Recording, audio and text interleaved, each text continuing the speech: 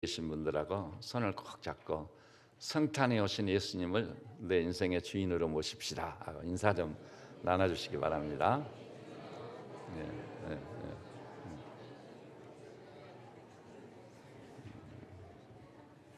네. 자, 우리 요한복음 1장 1절을 보니까 그 유명한 말씀으로 시작하죠. 태초에 말씀이 계셨다. 여기 태초란 말은 창세기 1장 1절 태초에 하나님의 천지를 창한 그 태초란 말과 히라보에서는 완전히 다릅니다. 창세기 1장 1절 태초는 시간의 시작을 의미하는 거예요. 우리가 이해할 수 있는 시간 출발을 말해주는 거죠. 그런데 요한복음 1장 이 첫 마디 태초란 말은 시간과는 상관없어요. 영원전 그런 의미를 지니고 있는 것입니다. 그러니까 영원전부터 말씀이 계셨다.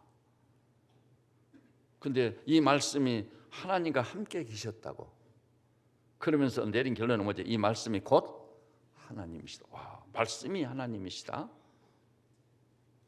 근데 너무나 놀랍게도 14절 보니까 이 말씀이 하나님이신데 이 말씀이 육신이 되어 사람의 몸을 입고 오셨다. 그래가지고 우리 가운데 거하시며 사람이 육안으로 우리가 그의 영광을 보니 근데 그분이 누군가 했더니 아버지의 독생자의 영광이요 은혜와 진리가 충만 아버지의 독생하신 하나님 누구시죠? 예수 그리스도. 말씀이 곧 예수 그리스도예요. 근데 그분은 아까 정의한 대로 1절에 보니까 이 말씀이 곧 하나님이시다. 그럼 어떻게 하나님이 사람이 되셨느냐? 여기 성탄의 본질이 있는 거예요. 언제 오셨느냐? 그것도 물론 중요하겠지만 날짜의 정확도 이것보다도 왜 하나님이 사람이 되셨느냐는 거예요. 이것을 일컬어 파격이라고 합니다. 어떻게 무한히 유한이 됐느냐? 우리가 믿는 기독교 진리 가운데 수용이 불가능한 것이 바로 이겁니다. 저도요. 아니 무슨 하나님이 사람이 돼? 그것을 받아들일 수 없더라고요. 하나님께서 은혜를 주신 자들만 이것이 믿어지는 줄 아시기를 바랍니다. 그런데 그게 믿어지더라고요. 그리고 이 사실 때문에 그 앞에 딱 굴복당한 거예요. 와, 하나님이 어찌하여 사람이 되셨단 말인가? 오늘 본문으로 말한다면 어찌하여 말씀이 육신이 됐단 말인가? 이 파격, 그 이유가 어디 있느냐? 여기에 성탄에 이 포커스를 맞춰야 마땅할 줄로 아는 것입니다. 그리고 이 사실을 우리가 처음에는 이성적으로 접근하지만 언젠가는 성령님이여 감동과 감화를 해서 믿어지게 해버리는 겁니다. 그 믿어지는 순간 우리는 진짜 하나님의 사람들이 되는 거예요. 그리고 그것 때문에 엄청난 감동이 있고 감격이 있는 거예요. 환희가 터져요. 와, 내중에 알고 보니까요.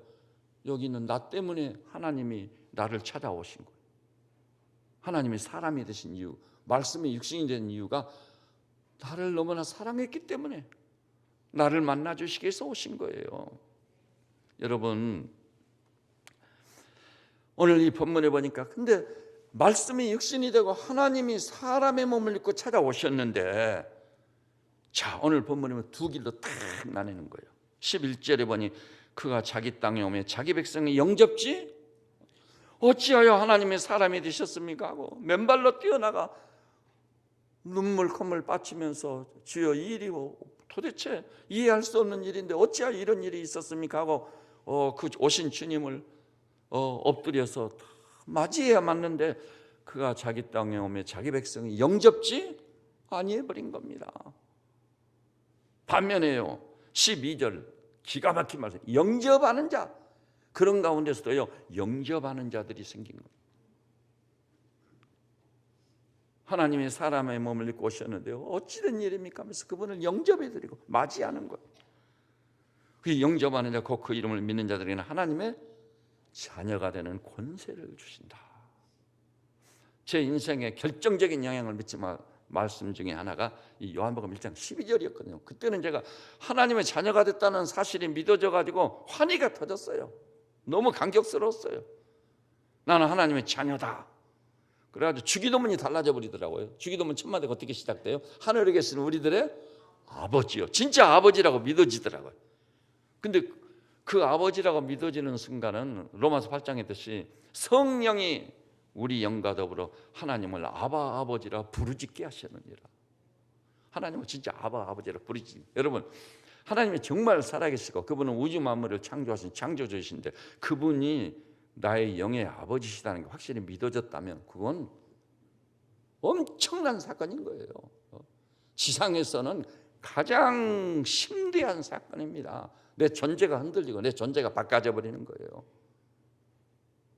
오늘 여기 나오신 우리 형제자매들께서 2017 성탄을 앞두고 그리스도 예수를 영접하고 내 인생의 주로 맞아들임으로 여러분이 한 분도 빠짐없이 하나님을 향해 아바 아버지라 부르짖는 하나님의 자녀의 신분을 확실히 회복할 수 있기를 주 안에서 축복합니다. 그러면 모든 것이 끝나버리는 거예요. 늘 말씀드립니다. 제가 태어난 것은 자동차도 구경할 수 없는, 진짜 이렇게 표현해서 좀 그렇긴 합니다. 흉악한 완전히 이 시골 면소재지도 아니고 이 단위도 못 돼요, 사실은. 그런데 기적은요, 거기에 미국인들이 들어와가지고 교회를 세우는 거, 교회. 그 시골에. 저희 교회, 고향교회 역사는 이제는 100년이 넘었습니다. 대단하지요? 100년이 넘었어요. 그리고 그 주변의 교회들을 다 개척했습니다. 그래가지고 교회를 다니면서 성탄도 맞이해보고 새벽 기도도 한번 나가보고 또 주일학기를 통해 하나님의 말씀을 접해보기도 하고. 근데 그건 뭐 믿어져야죠. 갈 데가 없으니까. 그 교회 가면은 친구들도 있고 선생님도 있고 성탄 되면 선물도 주고 또 떡도 해서 나눠주고 그런 거 좀 얻어먹어 볼까 하고. 그래도 그렇게 해서라도 교회는 다녀야 되겠더라고요. 그러다가 하나님을 만나는 거예요. 그러다가 믿음이 싹 드는 거예요. 그러다가 인생이 확 뒤집어지는 거예요. 내가 하나님의 자녀다. 신분이 확인되니까 진짜 여호와를 앙망하는 자는 독수리 날개치며 올라감 같다더니 독수리가 날개치며 올라감 같은 날아가며 사는 삶이 시작되더라 이 말입니다. 오늘 이 예배에 오신 우리 형제 자매님들이시오, 개인적으로 직면한 문제가 많아요.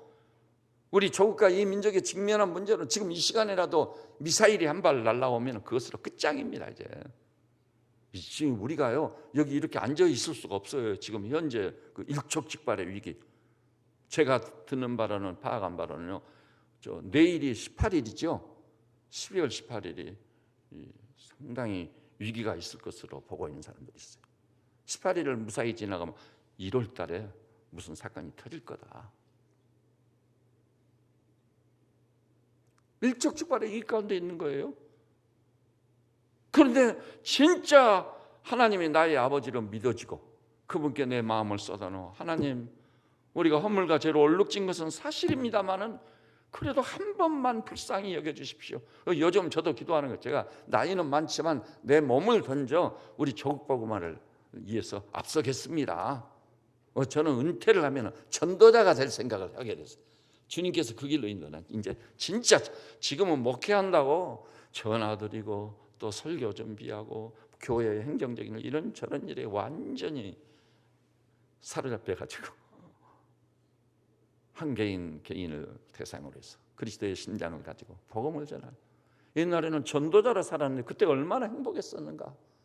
서울대 캠퍼스에 가서, 연세대 캠퍼스, 이화여대 캠퍼스에 가서 이 복음을 전하고, 그래가지고 그들을 제자로 삼아 양육을 하고, 정말 사도행전적인 역사가 있었거든요. 이렇게 추운 겨울에도요 수양에 탁 맞추면 거지 순례 전도. 그러니까 예를 들어서요, 제가 고향에 딱 내려가 있는데 제 제자들이요 우리 집을 방문했어요. 그 애들은 어디까지만 오는 거죠? 전라도 광주까지 오는 차비만 딱 가지고 오는 거예요. 거기까지만 오는 거예요. 그 다음에는 이제 밥을 얻어 먹으면서 잠자리를 얻어서 자가면서.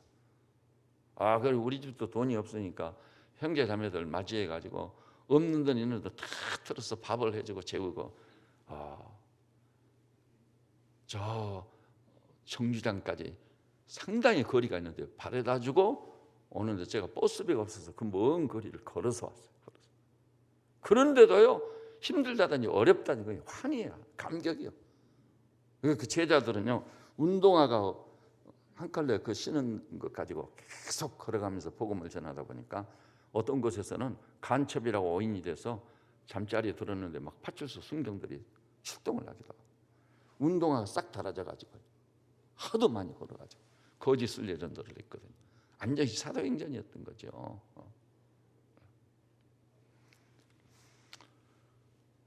그런데 그때 성령의 감동 감화해서 나의 영과 더불어 하나님을 아바 아버지라 부르짖는 이 환희 감격, 이것으로 직면하는 모든 문제를 해결하고 공부를 다 해내고, 그래 하나님의 은혜로 이어진 그 폐역한 시대 이 교회를 세우고 여기까지 오게 된 것입니다.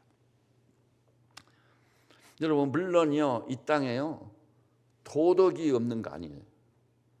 양심의 영향을 받아 도덕률이 있어요. 그다음에 인생의 의미를 묻고 추구하는 철학이 있어요, 없어요? 있습니다. 그리고 짐승과는 달리 좀 문화적 삶을 향유해보자 해서 경제생활을 제대로 해보려고 경제가 다 있는 거예요. 그것이 학문적으로 다 발전을 했고, 그런 것이 있음에도 불구하고 인간이 당면한 문제는요, 예수 그리스도라는 분이 오시지 않고는 해결이 불가능한 것들이 기다리고 있는 거예요. 여러분, 그 사례로요, 세계 역사의 길이 남을 인류사의 거인 중에 한 분이 누구죠? 레오 톨스토이. 그래서 저는 중학교 2학년 때 번역된 톨스토이의 작품은 다 읽어 제꼈습니다. 저를 지도하신 스승님도 그러더라고요. 톨스토이 이거다고. 그래서 뭔지도 모르고 내용도 모르고 전쟁과 평화도 다 읽어버렸어요. 톨스토이의 참회록 다 읽었습니다. 근데 제가 오래전에 모스크바 신학교 수양회 강사로 초청을 받아서 모스크바를 가가지고 마음속에 딱 품고 간 게 뭔지 알았어요. 톨스토이 생가를 한번 꼭 가봐야 되겠다. 그래가지고 우리를 안내하는 모스크바에 유학하고 있는 그 형제한테 이 톨스토이 생가를 좀 가보자고. 그래서 갔습니다. 아주 뜻깊은 일이에요. 거기 갔더니 이 톨스토이의 집이요 있는데 그 2층 거실에서는 당대의 명사들과 날마다 모여서 담론을 하고 또 인생을 즐기면서, 왜냐하면 그 러시아의 명사들이니까. 여러분 아시죠? 그 유명한 피아니스트 라크마니코프, 동시대의 사람이어가지고 거의 날마다 톨스토이의 집에 놀러 왔더라고요. 톨스토이가 글을 쓰고 공부하던 거, 그가 탔던 자전거, 톨스토이가 구두를 수선했던 거, 구두를 수선해서 신었더라고 그 당시에. 그런데 이 레오 톨스토이가요 1879년에 소위 고백록이라는 책을 썼습니다. 이걸 다른 말로 바꾸면 참회록, 역사상 기록된 참회록 중에 제일 유명한 게 누구겠죠? 성 어거스틴의 참회록입니다. 그 중학교 2학년 때 그 참회록을 읽으면서 어떻게 가슴이 저려오는지, 인생 문제가 이 성 어거스틴이 경험했던 그 인생 문제가 제 가슴을 파고드는데, 그 다음에 톨스토이의 참회록이 유명해요. 고백록이라고 하거든요. 왜냐하면 지나간 자기 인생을 돌아보면서 진실을 기록했으니까, 자기가 인생 문제를 어떻게 고민을 했는지, 자기가 직면한 인생 문제가 무엇이었는지, 그 문제에 대한 답을 어디서 얻었는지, 그 인생 문제가 해결되지 못하면 살지 못하잖아요. 근데 어떻게 해서 그 인생 문제를 해결을 받게 됐는지, 그것을 사실대로 아주 진솔하게 기록한 거, 그게 고백록, 고백이 참회록이에요. 참회하는 마음으로 쓰는 거예요. 그래서 성 어거스틴 같은 경우는 참회록을 통해서요 자기가 얼마나 부도덕한 삶을 살아왔는지, 사실 그랬거든요. 사생활을 데리고 다녔거든요. 사생활. 그 솔직하니 다 기록해 주고 있어요. 자기 마음에 일어나는 온갖 의심, 의혹, 그리고 제약된 생각들 다 숨김없이 다 기록해 놨어요. 그런데 1879년에 톨스토이는 참회록을 썼는데 거기서 자기 인생의 의미와 목적을 탐구해 온 여정을 숨김없이 다 기록해 놨어요. 먼저 그는 어린 시절에는 러시아 종교가 있었거든요. 그리고 러시아 사람들은 거의 100% 러시아 종교를 믿었어요. 근데 톨스토이는 어린 시절에 기독교를 거부했습니다. 무슨 하나님이 있느냐? 무슨 그리스도가 내 죄를 위해서 십자가에서 피를 흘려 나를 구속하더니 그거 믿을 수 없다. 그러면 여러분 이 기독교적 신앙을 딱 거부하면 다음 단계는 뭐죠? 그것을 대신할 만한 엄청난 쾌락을 추구하는 자로 전락하겠어. 하나님과 기독교의 구원을 딱 부인하는 순간 똑똑한 사람은 어디로 가는 거죠? 어차피 태어나지 않았더라면 좋을 뻔했는데 이렇게 태어났으니까 쾌락이나 추구하고 살자. 그래서 톨스토이가 그때부터요 완전히 쾌락을 추구하는 아주 부패하고 타락하는 인생이 돼버립니다.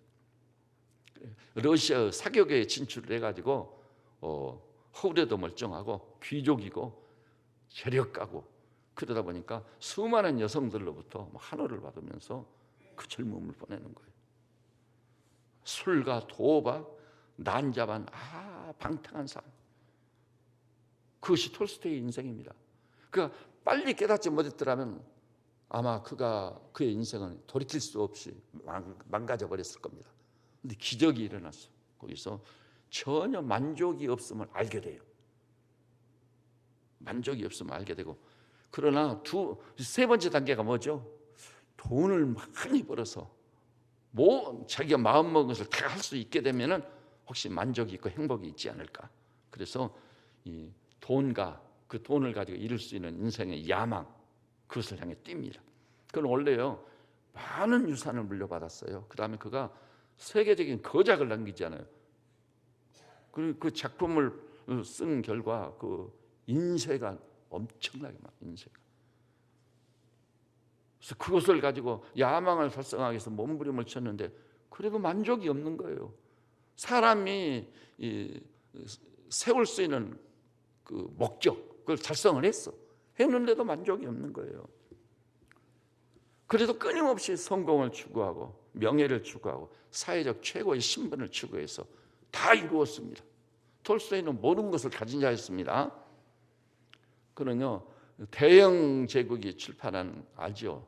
브리테니카 그 백과사전 거기에 이렇게 톨스토이를 평가했어요. 세계 문학사상 가장 위대한 두세 권의 소설 중 하나로 평가받는 전쟁과 평화를 쓴 인물이다. 굉장한 평가입니다. 그렇게 많은 작가들이 있음에도 불구하고 세계 문학사상 가장 위대한 작품을 두세 권 꼽으란다면 그 중에 하나가 톨스토이의 작품이다.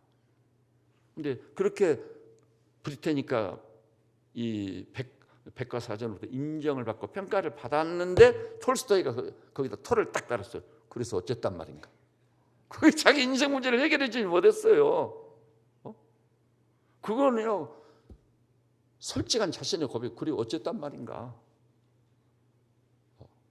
명성도 얻었고 물질도 얻었고 야망도 달성했고 최고의 신분 다 얻었고 당대의 명사들과 어울려서 날마다 담론을 하면서 인생을 즐기고 있었지만 그리고 자기 책이 마침내 자기 고국도 아니요 영국의 브리테니카 사전으로부터 이런 평가를 받았는데도 불구하고 털을 딱 달기로 그래서 어쨌단 말인가?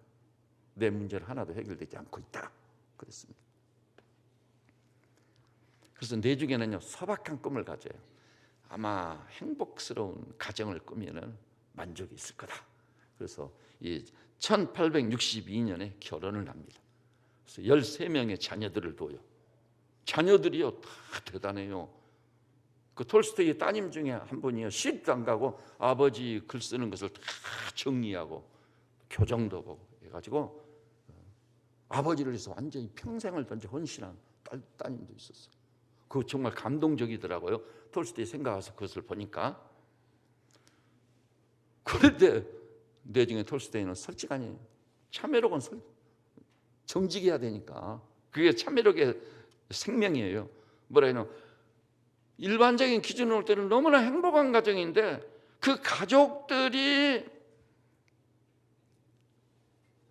삶의 총체적인 의미를 파악하는데 방해물밖에 안 됐다. 아내를 사랑해야 되고 자녀들하고 어울러줘야 되고 그러다 보니까 인생 문제로 고민하는 시간이 줄어들었어. 그래가지고 인생 문제를 총체적으로 파악하고 규명하는데 방해꾼밖에 안 됐다고 이렇게 말했어요.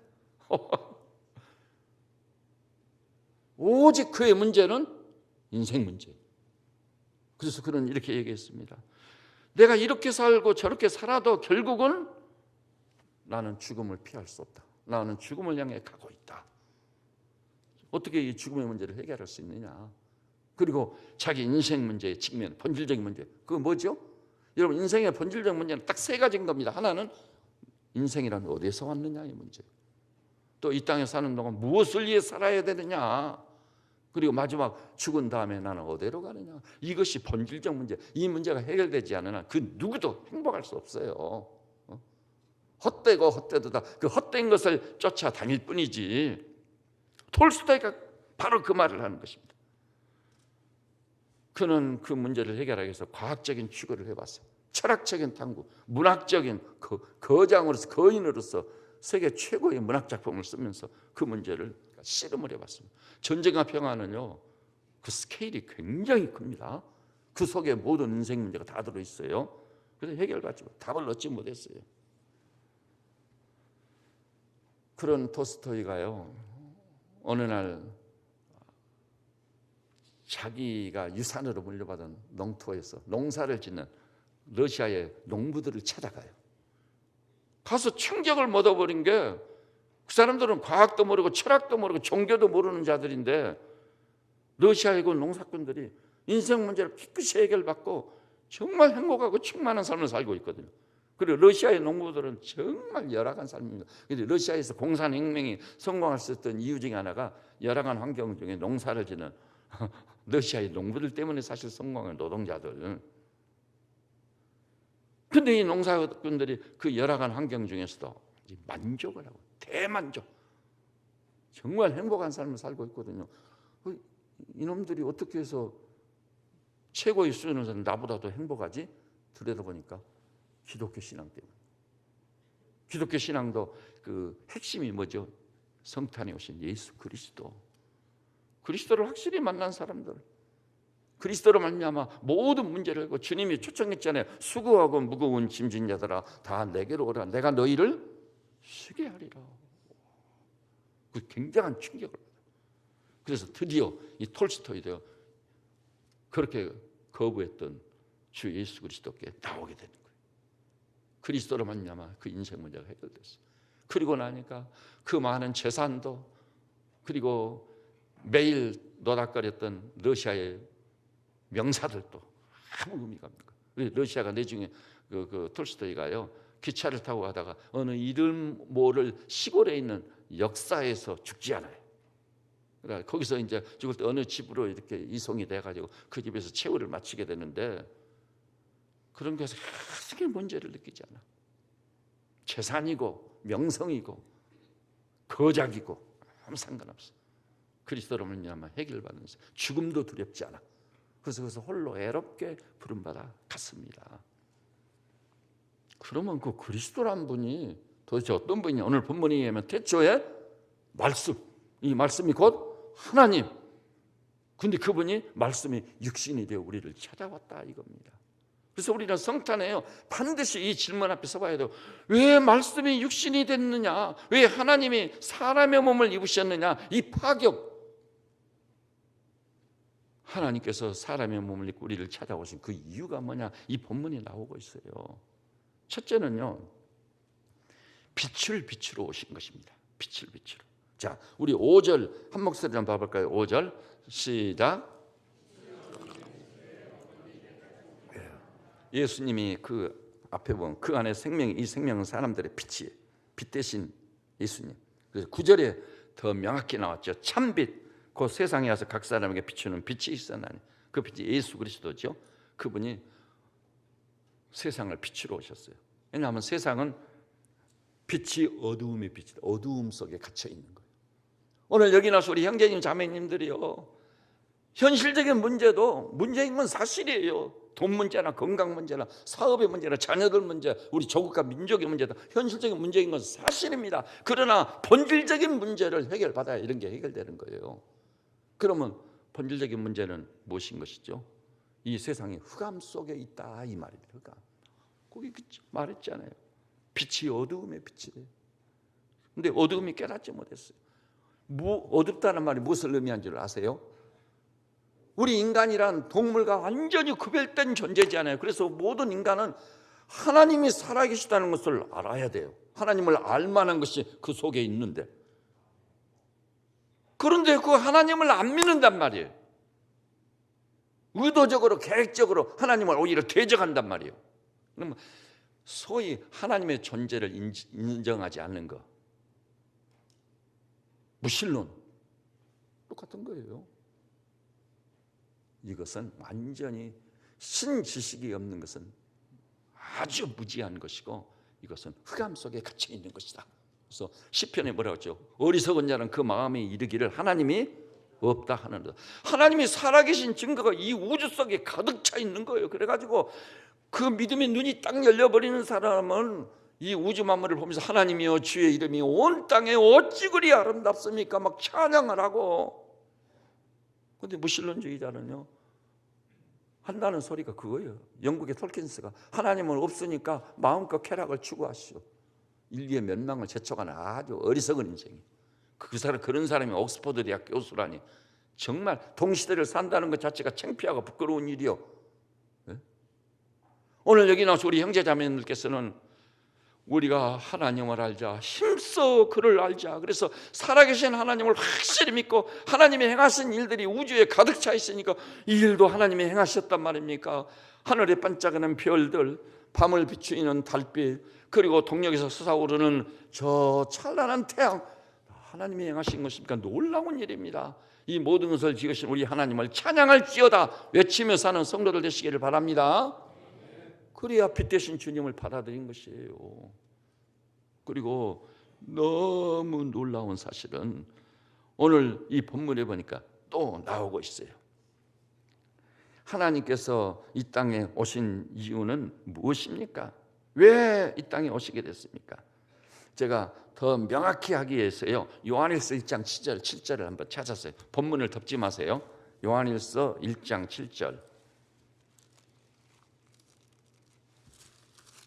요한일서는 388페이지입니다. 신약 388페이지 요한일서 1장. 이 말씀이 주께서 은혜 주시고 성령이 감동하시고 여러분 신비에 탁 각인되시기를 바라는 것입니다.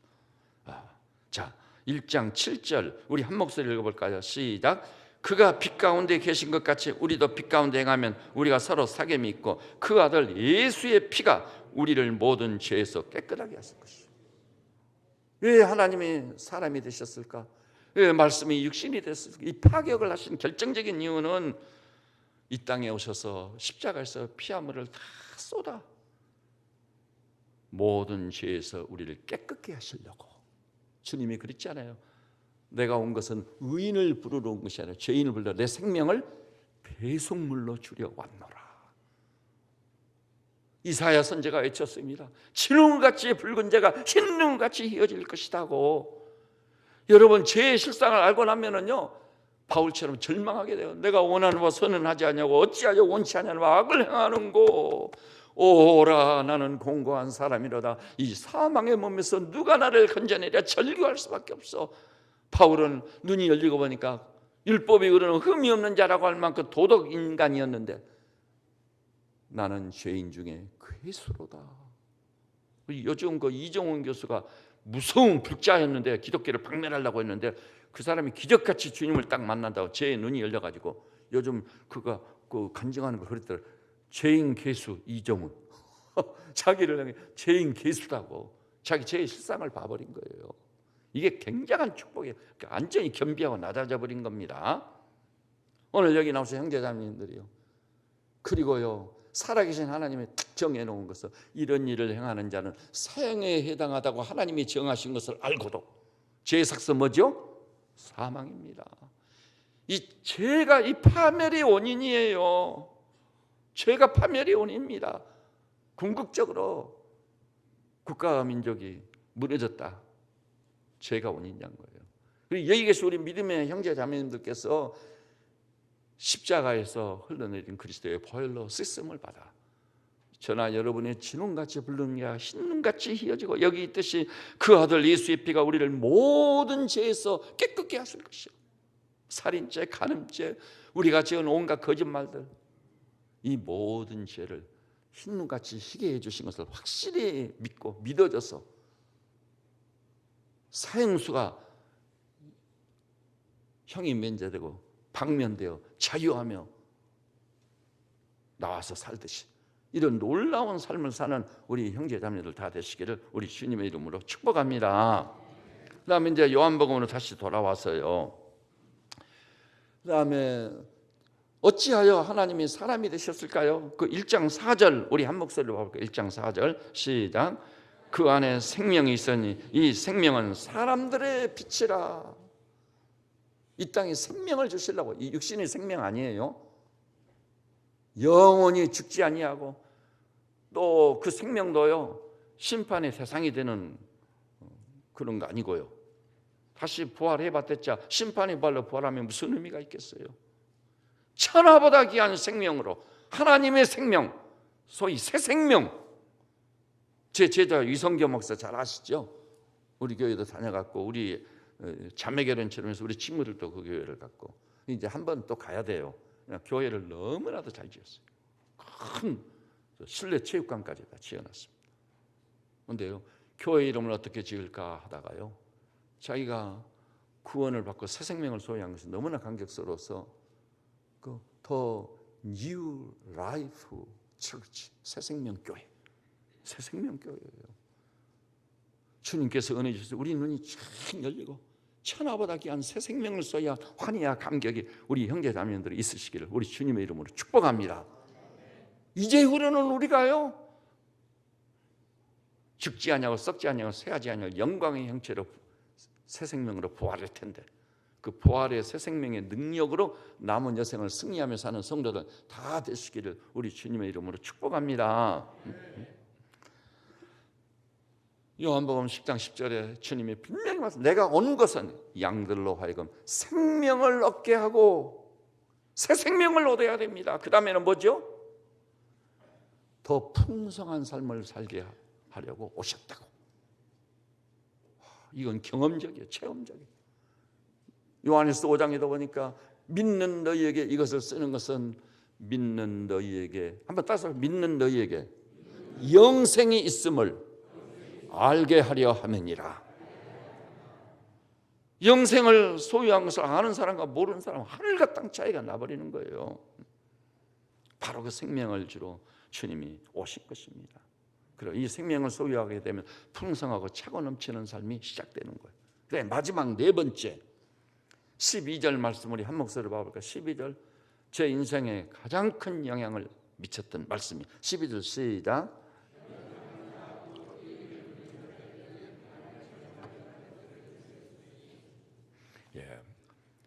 자기 땅에 오며 자기 백성이 영접지 아니했다. 우리는 모두 기로에 서 있습니다. 하나님이 사람이 되셔서 말씀이 육신이 되어 우리를 찾아오신 그 예수 그리스도를 영접할 거냐 안 할 거냐, 그 자유예요. 우리에게 자유의지가 있어요. 이 기로에서 우리 주 예수 그리스도, 말씀이 육신이 되어 우리를 찾아오신 예수 그리스도를 여러분의 인생의 주와 하나님으로 확실히 모실 수 있기를 바랍니다. 여러분, 이 요한복음의 문맥의 마지막 끝이 토마 사건으로 끝납니다. 토마는 의심 많은 자예요. 더디 믿는 자예요. 도저히 제자라도 믿을 수 없는 자예요. 왜냐하면 자기 손을 내밀어 못자국을 만져보고 내 손을 내밀어 그 창자국에 넣어보지 않고는 믿지 아니하기는, 이 사람 도대체 어떻게 믿게 하겠어요? 근데 주님이 그래도 찾아가 주십니다. 만나 주십니다. 토마여, 네 손을 내밀어 못자국을 만져봐라. 네 손을 내밀어 창자국에 넣어보아라. 그리하고 믿음 없는 자가 되지 말고 믿는 자가 되라. 그 순간 도마의 어둠이 밝아졌습니다. 주님을 향해 엎드려서서 나의 주님, 나의 하나님, 나의 주, 나의 하나님, 예수를 제대로 믿은 거예요. 그래가지고 여기 영접하는데 그 이름을 믿는 자들 하나님의 자녀라는 놀라운 권세. 사실 여기 방점이요, 하나님의 자녀란 말에도 있지만 권세란 말에도 있어요. 하나님의 자녀가 되는 권세를 주셨으니, 아까 제가 말씀드렸죠. 제가 예수님을 영접해가지고 하나님의 자녀로 태어난 다음 주기도문이 달라져 버렸어요. 하늘에 계신 우리 아버지요. 그래서 여러분 기도하실 때는요, 하나님 이렇게 하지 마세요. 사랑하는 하나님 아버지, 혹은 사랑하는 아버지, 나의 아버지요, 아름다우신 아버지. 아버지로서 하나님께 우리는 기도하고 나아가는 것입니다. 단순히 하나님이 아니에요. 우리 영의 아버지 되신 그분에게 나아가는 거예요. 그래서 로마서 8장에 있듯이 성령이 내 영과 더불어, 우리 영과 더불어 하나님을 향해 아바 아버지라 부르짖게 하셨네요. 여기 아바 아버지라 우리말로 말하자면 아빠 아빠예요. 우리가 장난기 있게 엄청난 친밀감을 가지고 어린아이들이 그냥 아빠의 가랑이 사이로 막 끼어다니고 막 그 다리를 붙잡고 늘어지고 그러면 아빠가 너무 사랑스럽고 귀여워서 그 아이를 이렇게 품에 안아가지고 높이 죽여들고 목마도 태워주고 막 그런 친밀감 속에 있는 영의 아버지, 그분이 나의 하나님이신 것입니다. 다시 말해서 우리 인생으로 하여금 하나님을 아바 아버지라 부르짖어 하나님의 자녀가 되기 위해 주님이 오신 것을 믿으시기를 바랍니다. 우리 그리스도 예수께서 성탄에 오신 목적이 하나님이 사람이 되신 이 파격, 그 결정적인 이유는 허물과 죄를 얼룩진 우리들로 하여금 우리 하나님을 아바 아버지라 부르짖어 그분이 사랑받는 자녀가 되기 위해서 오신 줄로 확실히 아시기를 우리 주님의 이름으로 축복합니다. 여러분은 하나님의 자녀입니다. 한번 따라서 해볼까요? 나는 하나님의 자녀다. 그다음 옆에 계신 분하고 인사 좀 나누세요. 형제님은 하나님의 사랑받는 자녀입니다. 서로 이렇게.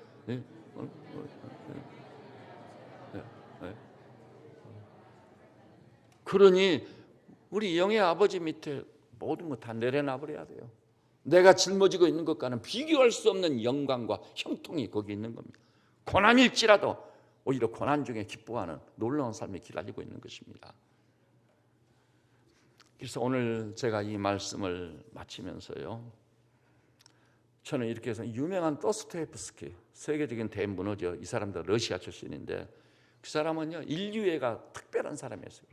자기는 전 인류를 너무나 사랑해서 내 목숨을 몇 번이라도 내줄 각오가 돼 있다. 인류애가 독특한 사람이죠. 그런데 그 도스토옙스키는 이런 사람입니다. 그렇게 전 인류를 사랑해서 자기 목숨을 몇 번이라도 내줄 수 있다고 하면서도 구체적인 상황에서 구체적으로 어느 한 사람과는 한 공간에 공존이 불가능할 정도로 까다롭게 힘든 사람이었어요. 이게 참 지사한 일이잖아요. 그분은요, 구체적으로 한 사람을 사랑해서 그 사람과 공존하면서 사랑을 주고받으며 나누는 데는 굉장히 서툰 사람이었어요. 그런데 우리 예수님은 어떤 분인가요? 하나님이신 분이 구체적으로 세상을 찾아오셔서 죄인을 찾아오셔서 과부들과 죄인들과 고아들과 가난한 사람들의 친구로 그리고 대상을 가리지 않고 주님이 이렇게 초청했습니다. 누구든지 아무나 오게, 예외가 없습니다. 신분의 차이 두지 않습니다. 소유의 차이 주님께는 아무 의미가 없어요. 그냥 주님 당신이 그리워서 왔습니다. 당신의 초청을 받고 아무나 오라. 누구든지 내 음성을 듣고 문을 열면 내가 그에게로 들어가 그로 더불어 먹고 그는 나로 더불어 먹으리라. 이 초청의 말씀을 내가 믿고 두 손 들고 죽게 왔습니다. 그러면 끝이에요. 그러면 돌아온 탕자 얘기가 있잖아. 아들아 이제 왔느냐. 그리고 내 아들이 죽었다 살아갔고 잃었다 되찾은 자식 돌아왔으니 송아지를 잡아라. 이웃을 추천해라. 잔치를 마련하자. 그게 돌아온 탕자의 얘기지 않아요. 오늘 이 예배에 오신 우리 형제자입니다. 한 분도 빠짐없이 하나님이 인간이 된 이 파격의 이유가 뭔지를 확실히 알아. 그 예수 그리스도를 토마처럼 나의 주님, 나의 하나님으로 꽉 모셔서 순간순간 우리 하나님, 우리 주님을 주인으로 모시고 살아가는 이번 2017 성탄 되시기를 우리 주님의 이름으로 축복합니다. 기도하십시다. 주님, 오늘 성탄 전주일입니다.